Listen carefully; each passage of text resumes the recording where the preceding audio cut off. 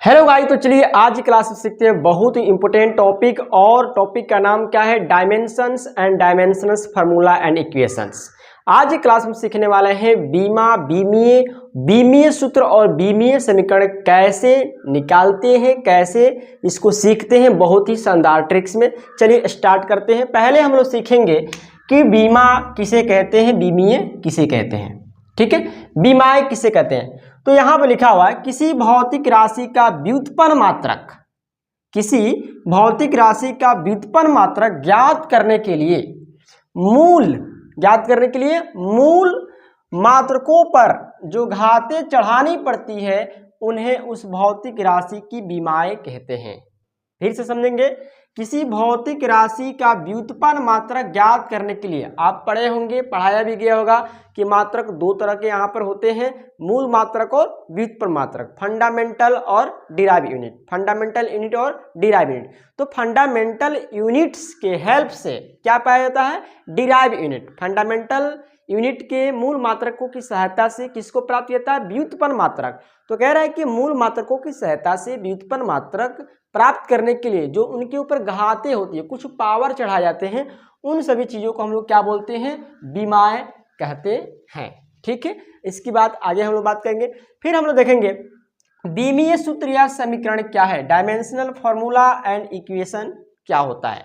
कहता है किसी भौतिक राशि को प्रदर्शित करने के लिए, किसी भौतिक राशि को प्रदर्शित करने के लिए, रिप्रेजेंट करने के लिए मूल मात्रकों के संयोग से बना व्यंजक, बना एक्सप्रेशन, बना अलजेब्रिक एक्सप्रेशन बीमीय सूत्र अथवा बीमीय समीकरण कहलाता है। ठीक है, इसका मतलब क्या है कि किसी फिजिकल क्वांटिटी को अगर रिप्रेजेंट करना है, किसी फिजिकल क्वांटिटी को रिप्रेजेंट करना है, तो रिप्रेजेंट करने के लिए किसका, तो रिप्रेजेंट करने के किसका है? मूल मात्रकों के संयोग से। यानी कि अभी जो बताया गया बीमा, सभी आपको डिराइव यूनिट लिखने के लिए हम लोग जो उसका यूनिट यूज करेंगे, जो उसको रिप्रेजेंटेशन यूज करेंगे, उसके कॉम्बिनेशन से उसको मिला दिया जाएगा।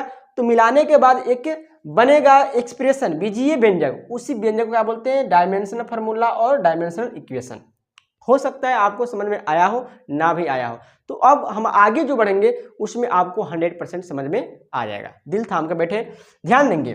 किसी भी चीज का बीमा और बीमीय सूत्र, यानी किसी भी यूनिट का क्या निकालना है, अगर आपको डायमेंशन निकालना है या डायमेंशन फार्मूला लिखना है, तो क्या चाहिए आपको? मात्र 4 चीजें की जरूरत पड़ती है, जिसमें अगर किसी यूनिट के फॉर्मूले में द्रव्यमान आ जाए, मास आ जाए, तो मास के लिए हम लोग क्या लिखेंगे? m यूज करेंगे। लंबाई के लिए हम लोग क्या यूज करेंगे? l यूज करेंगे। समय के लिए क्या यूज करेंगे? t यूज करेंगे। और ताप के लिए क्या यूज करेंगे? थीटा यूज करेंगे। यानी कि 4 जो सिंबल है, इन्हीं चारों सिंबल के हेल्प से हम लोग क्या करेंगे?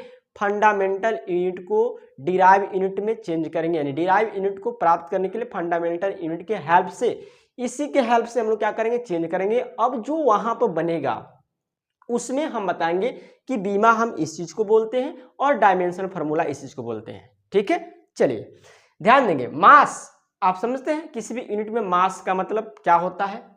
कोई वजन, कोई द्रव्यमान, कोई भी चीज हो सकता है। तो जहां पर कोई फार्मूला आएगा, कोई भी डिराइव यूनिट में अगर आप चेंज किए हैं, डिराइव यूनिट में अगर आपको फार्मूले में अगर द्रव्यमान किसी भी तरह का दिखेगा, तो उसमें आपको द्रव्यमान की जगह क्या यूज करना है? m यूज करना है। किसी भी प्रकार की लंबाई दिखे, लेंथ दिखे, डिस्टेंस दिखे, डिस्प्लेसमेंट दिखे, दूरी दिखे, तो उसमें लंबाई के लिए हम लोग क्या यूज करना है? l यूज करना है। किसी भी तरह का समय, आवर हो सकता है, मिनट हो सकता है, सेकेंड हो सकता है, कुछ भी हो सकता है, समय तो कई तरह का होता है ना, तो उसमें हम लोग टी यूज करेंगे। अगर कहीं ताप दिखे, टेम्परेचर, तो थीटा यूज करते हैं। इन चारों के हेल्प से हम लोग डायमेंशन और डायमेंशन फार्मूला लिखने वाले हैं। ठीक है, ध्यान देंगे। चलिए इसे मान लीजिए हमको लिखना है क्षेत्रफल। क्या लिखना है? क्षेत्रफल, जिसको आप कहते हैं एरिया। क्या कहते हैं? एरिया। ध्यान देंगे, किसी भी यूनिट का, किसी भी फिजिकल क्वांटिटीज का अगर आपको डायमेंशन या डायमेंशनल फार्मूला लिखना है, तो उसका फॉर्मूला याद होना चाहिए। ठीक है, जब तक फार्मूला आपको याद नहीं है तब आप किसी भी फिजिकल क्वांटिटी, किसी भी यूनिट का डायमेंशन फार्मूला, डायमेंशन नहीं लिख पाएंगे। इसलिए आप जितना हो सके आप अपनी बुक से या आपके बुक में या किसी अदर बुक के हेल्प से आप जितना हो सके उतने फॉर्मूलों को भी याद कर लेंगे। फिर भी हम आपको कुछ ना कुछ बताएंगे, ठीक है। तो ध्यान देंगे, आपको याद होगा कि क्षेत्रफल, एरिया का फॉर्मूला क्या होता है, लंबाई गुणे चौड़ाई, लेंथ इंटू ब्रेथ। तो क्षेत्रफल क्या होता है, लंबाई गुणे चौड़ाई, लेंथ इंटू ब्रेथ, ठीक है। अब हमने अभी बताया कि क्षेत्रफल में क्या है, लंबाई और चौड़ाई। क्षेत्रफल क्या है, ये आपको डिराइव यूनिट है। जो भी अगर डायमेंशन निकालेंगे वो हमेशा डिराइव यूनिट का ही डायमेंशन लिखा जाता है, ठीक है, ध्यान देंगे। तो क्षेत्रफल के लिए हम क्या लिखेंगे, लंबाई गुणे चौड़ाई लिखना पड़ेगा। आपको कुछ भी चीज हो सकता है, क्षेत्रफल हो सकता है, डिस्प्लेसमेंट वेग हो सकता है, चाल हो सकता है, एनर्जी हो सकता है, कार्य हो सकता है, फोर्स हो सकता है, मोमेंटम हो सकता है, पावर हो सकता है, कुछ भी हो सकता है। तो किसी भी चीज का अगर यूनिट पता करना है तो उस यूनिट को लिखने के लिए आपको उसका फॉर्मूला याद करना पड़ेगा। बिना फॉर्मूले के आप किसी भी फिजिकल क्वांटिटी का डायमेंशन फॉर्मूला नहीं लिख सकते, ठीक है। तो क्षेत्रफल के लिए होगा लंबाई गुणे चौड़ाई। अब लंबाई एक प्रकार की क्या है, डिस्टेंस। लंबाई एक प्रकार क्या होती है, दूरी होती है। तो हमने बता दिया है कि अगर किसी प्रकार की लंबाई हो तो उसके लिए क्या यूज करेंगे हम लोग, एल यूज करेंगे। तो यहाँ पे क्या लिखेंगे, एल, क्या लिखेंगे, एल, ठीक है। और चौड़ाई भी एक तरह की डिस्टेंस होती है, लंबाई चौड़ाई, ऐसे मापे और ऐसे मापे, ऐसे मापे। लंबाई भी एक तरह की क्या है, डिस्टेंस ही है, चौड़ाई भी एक तरह की क्या है, डिस्टेंस ही है। तो दोनों के लिए हम क्या लिखेंगे, एल, गुणा है एल तो गुणा में एल लिखेंगे और यहाँ पर ब्रैकेट में बंद करेंगे, ठीक है। एल इंटू एल, आप जानते हैं कि पावर यहाँ पर 1 छुपा है, पावर यहाँ पर 1 छुपा है, तो क्या हो जाएगा, ब्रैकेट में इसको लिख के डाल देंगे एल स्क्वायर, यानी एल की पावर 2। अब यहाँ पर आपको समझना है कि इसमें बीमा कौन है और इसमें डायमेंशन फॉर्मूला कौन है, ठीक है। अगर आपको क्वेश्चन दे दिया कि भाई एरिया जो है क्षेत्रफल है, क्षेत्रफल में लंबाई की बीमा क्या होती है, क्षेत्रफल में लंबाई की बीमा क्या होती है, सवाल ऐसे कर दिया आपसे कि क्षेत्रफल में लंबाई की बीमा क्या होती है। तो लंबाई देखेंगे, लंबाई के लिए एल यूज करता है, तो लेंथ के पावर कितना है, 2, पावर कितना है, 2। तो यहाँ पर लेंथ की बीमा क्या है, 2 है, लेंथ की बीमा क्या है, 2 है। अगर आपसे कोई पूछे कि एरिया में लेंथ की बीमा क्या होती है तो उसका पावर देखेंगे, उसकी बीमा क्या है, 2 है। अब कोई पूछ सकता है कि भाई क्षेत्रफल में मास की बीमा क्या है, क्षेत्रफल में मास की बीमा क्या है, तो जो चीज नहीं रहता है उसको हम लोग जीरो समझते हैं। क्योंकि इस फॉर्मूला में m तो है नहीं, तो मास के लिए हम जीरो भी, अगर इसको आप ऐसे लिखेंगे तो भी सही है, ठीक है, इसको ऐसे लिखेंगे तो भी सही है। आप चाहे तो अगर मन करे तो आप ऐसे भी लिख सकते हैं, गलत नहीं होगा, m0 l के पावर 2 t0, ऐसे भी लिखा जा सकता है, गलत नहीं है। क्योंकि जो चीज नहीं होता है उसके उस यूनिट के ऊपर हम लोग जीरो लगा लेते हैं। क्योंकि mlt ही ज्यादा आता है, mlt ही ज्यादा आएगा, थीटा बहुत कम जगह आएगा, नहीं भी आ सकता है, ठीक है। तो अगर इस चीज को आप ऐसे भी लिख सकते हो, क्या मैंने बताया, जो चीज है वो तो लिख सकते हैं, लेकिन जो चीज नहीं है, m नहीं है इसमें, l नहीं है, तो इसका पावर जीरो लिख सकते हैं। क्योंकि किसी भी चीज का पावर जीरो क्या होता है, 1 होता है, क्या होता है, 1 होता है। तो आप इसको ऐसे भी लिख सकते हैं। तो हम क्या बता रहे थे, हम बता रहे थे कि बीमा क्या है। तो बीमा का मतलब है, आपको डिफिनेशन बताया गया कि मूल मात्रकों के ऊपर ज्ञात करने के लिए मात्रकों पर जो घाते चढ़ाई, जो पावर, तो यहाँ पर पावर कितना है, लंबाई में 2 है, तो लेंथ की बीमा 2। अब कोई पूछेगा भाई क्षेत्रफल का एरिया का डायमेंशन फॉर्मूला या इक्वेशन क्या होता है।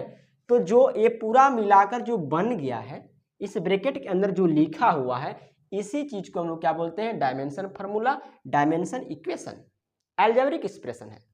इसी चीज को हम लोग क्या बोलते हैं, डायमेंशन फार्मूला, डायमेंशन इक्वेशन। इसको भी आज इस पूरे को ब्रैकेट के साथ जो भी MLT जो भी लिखा है, इस पूरे को मिलाकर हम लोग क्या बोलेंगे, डायमेंशनल फॉर्मूला, डायमेंशनल इक्वेशन।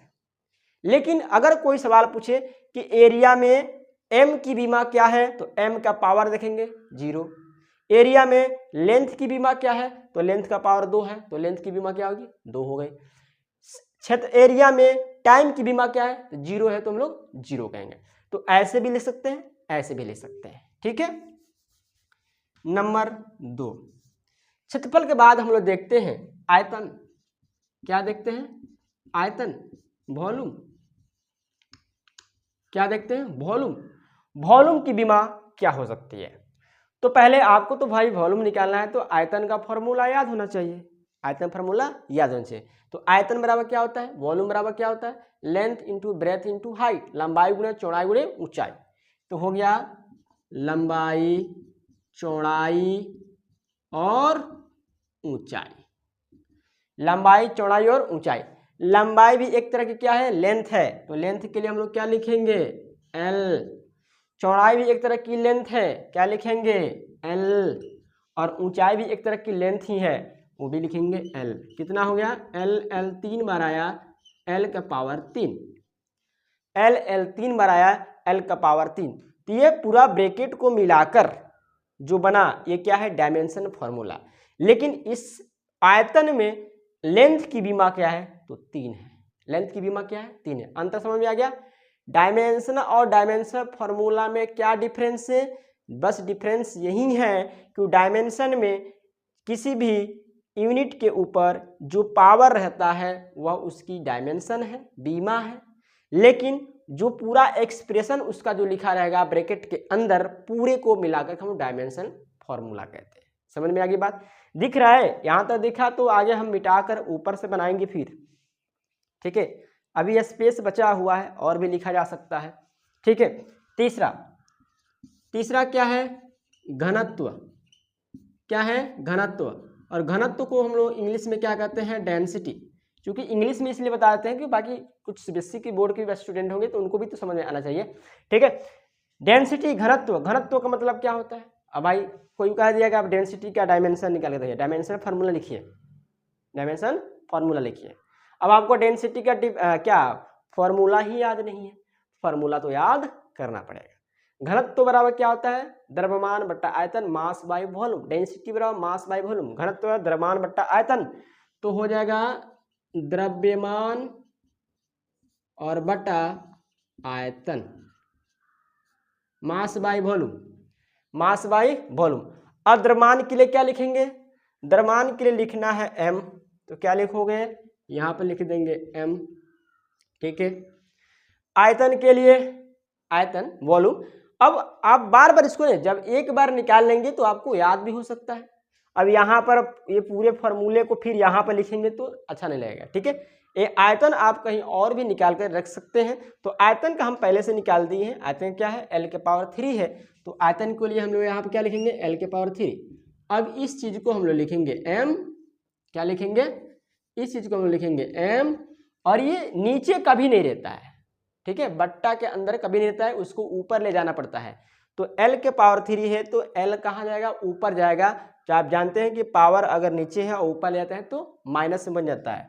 तो यहाँ पे लिखेंगे m L के पावर -3 और ब्रैकेट के अंदर बंद।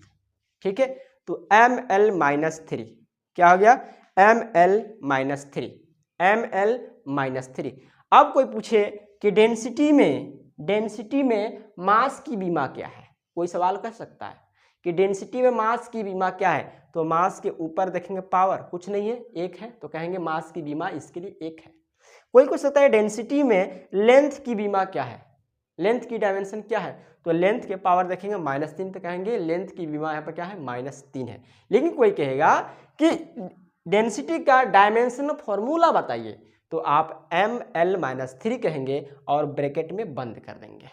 ठीक है, तो जल्दी से इसका स्क्रीनशॉट लीजिए, हम लोग आगे भी कुछ एग्जाम्पल लेने वाले हैं। जल्दी से इसका स्क्रीनशॉट ले, स्पेस कम है। ठीक है, 1 2 3, जल्दी से 1 2 3, 1 2 3 हो गया। ओके, चलिए अब हम लोग और भी चीजें, बहुत सारी चीजों पर बात करेंगे जो आपको वेरी वेरी हेल्पफुल होगा। क्योंकि यह जो टॉपिक है ये हर जगह काम देगा। आपको फिजिक्स में भी काम देगा, केमिस्ट्री में भी कहीं कहीं काम देगा। ध्यान देंगे, फिजिक्स में तो हर जगह काम देगा, केमिस्ट्री में कहीं कहीं काम देगा। ठीक है, तो इस चीज को सीखना बहुत जरूरी है। चलिए आगे हम लोग बात करते हैं वेग का। नंबर 4, वेग।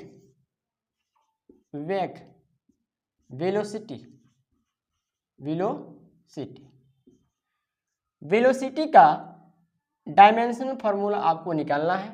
तो वेग बराबर क्या होता है, वेलोसिटी बराबर क्या होता है, वेग बराबर विस्थापन बटा समय, वेग बराबर विस्थापन बटा समय डिस्प्लेसमेंट बाय टाइम, वेग बराबर विस्थापन बटा समय डिस्प्लेसमेंट बाय टाइम।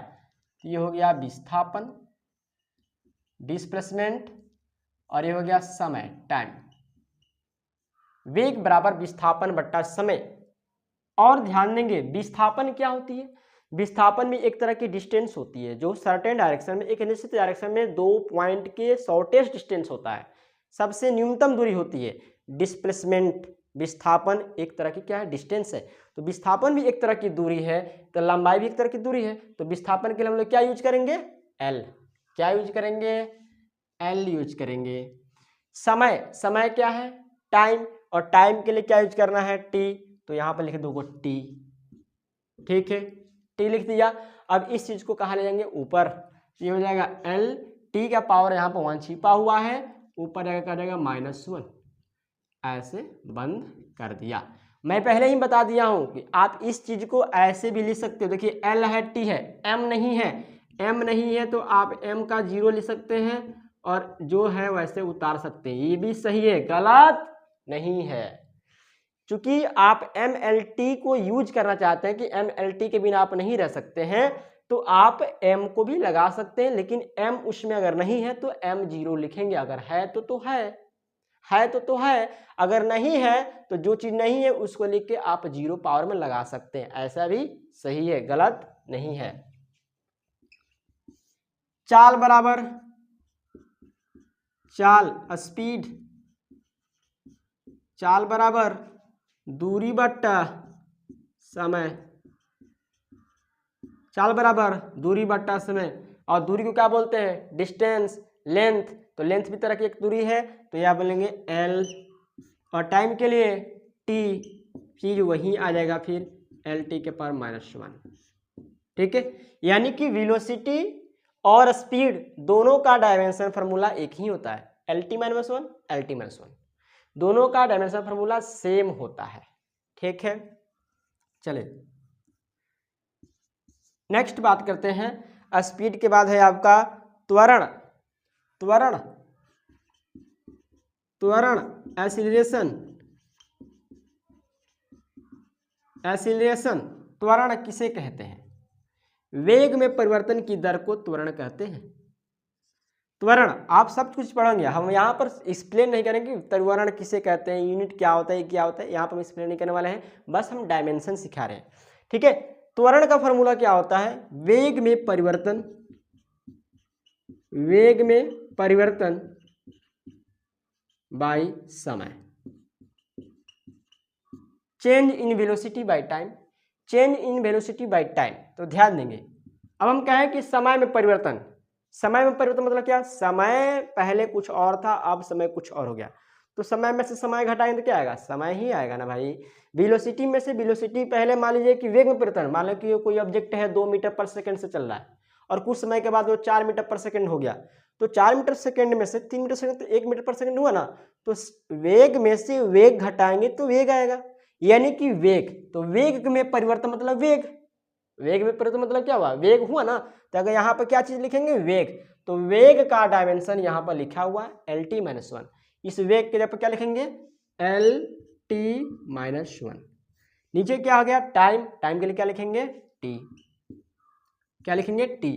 अब हो गया LT -1 by T, LT -1 by T, तो ये हो गया LT के पावर -1, और यह T ऊपर जा रहा है, LT -1 तो पहले से है और यह T ऊपर जा रहा है, तो -1 भी फिर आएगा, तो -1 -2, LT -2। समझ में आई बात, ये जो है वैसे लिखा, लेकिन ये T जो है ऊपर जा रहा है तो यहाँ पे -1 आएगा, तो -1 -2, तो T में क्या हो गया, -2, तो हो गया LT के पावर -2, यानी कि हो गया त्वरण का डायमेंशन फार्मूला हो गया LT -2। समझ में आ गई बात। चलिए सातवां हम लेते हैं बल का ले लेते हैं, फोर्स, क्या लेते हैं, फोर्स, बल। बल बराबर पढ़े होंगे, फोर्स बराबर क्या होता है, बल बराबर विस्थापन गुणे समय, F बराबर m में ए भी होता है और एक ए भी होता है बल मास, सॉरी बल बराबर होता है मास हुए त्वरण, गलत हो गया मैंने, F बराबर m में होता है ना जी, F बराबर m में ना होता है, मैंने गलत से बोल दिया, F बराबर m में होता है मास इंटू एक्सीलरेशन, द्रव्यमान गुणे त्वरण, सॉरी तो द्रव्यमान गुणे त्वरण, क्योंकि इतना एनर्जेटिक हो गए हैं है ना, द्रव्यमान गुणे त्वरण, तो द्रव्यमान को हम क्या बोलते हैं, मास, तो मास के लिए m, और त्वरण के लिए अभी निकाला, त्वरण के लिए क्या आया LT-2, इसको बंद कर दिया और LT-2 और सबको मिला दिया, सबको मिलाना पड़ता है, तो m अकेला है इसमें m नहीं है तो m का m ही लिख दिया, L अकेला है इसमें भी L नहीं है तो L अकेला ही लिख दिया, और T-2 है तो हो जाएगा T-2, MLT-2, ठीक है। तो इस तरह से हम लोग क्या करते हैं, किसी भी फिजिकल क्वांटिटी का डायमेंशन फार्मूला लिखते हैं। अब आपको क्या करना है, करना ये है कि जितना हो सके उतना आप फार्मूले को याद कर लेंगे, ठीक है, जितना हो सके उतने फार्मूलों को याद कर, बीच बीच में हम फिर भी वीडियो लाते रहेंगे, कुछ यूनिटों का हम डायमेंशन निकाल के आपको बताते रहेंगे, लेकिन जितना हो सके उतना आप फिजिक्स से संबंधित या केमिस्ट्री से संबंधित जो भी टॉपिक है उनका आप फॉर्मूला याद करें, क्योंकि एक बार तो नहीं याद कर सकते हैं, चैप्टर पढ़ते जाएंगे आप लोग, आप में उसको यूनिट भी आपको आएगा, उसका भी आपको यूनिट निकालते जाएंगे, ठीक है। लेकिन अगर आप चाहते हैं एक ही बार में सब सीखने, तो सभी चीज़ का फॉर्मूला आपको याद होना चाहिए, और बिना पढ़े आपको फॉर्मूला जल्दी याद नहीं होता, ये भी बात पता है, ठीक है। तो ऐसे हम लोग निकालते हैं डायमेंशन फार्मूला। वीडियो अच्छा लगा तो लाइक करें, और अगली वीडियो पाने के लिए आप चैनल को सब्सक्राइब कर लें, बेल आइकन को प्रेस कर लेंगे, और वीडियो अच्छा लगा तो लाइक कर दें, सपोर्ट करें भाई, हम इतनी मेहनत से आपकी फ्री ऑनलाइन क्लास देते हैं और आप लोग सपोर्ट नहीं करते हैं, इसलिए सपोर्ट करें, दोस्त फ्रेंड्स में जितना हो सके सोशल मीडिया में शेयर करें, ताकि हम एनर्जेटिक होकर के और भी आगे बेहतर टॉपिक्स आपको दे सकें। Best, good bye, thank you.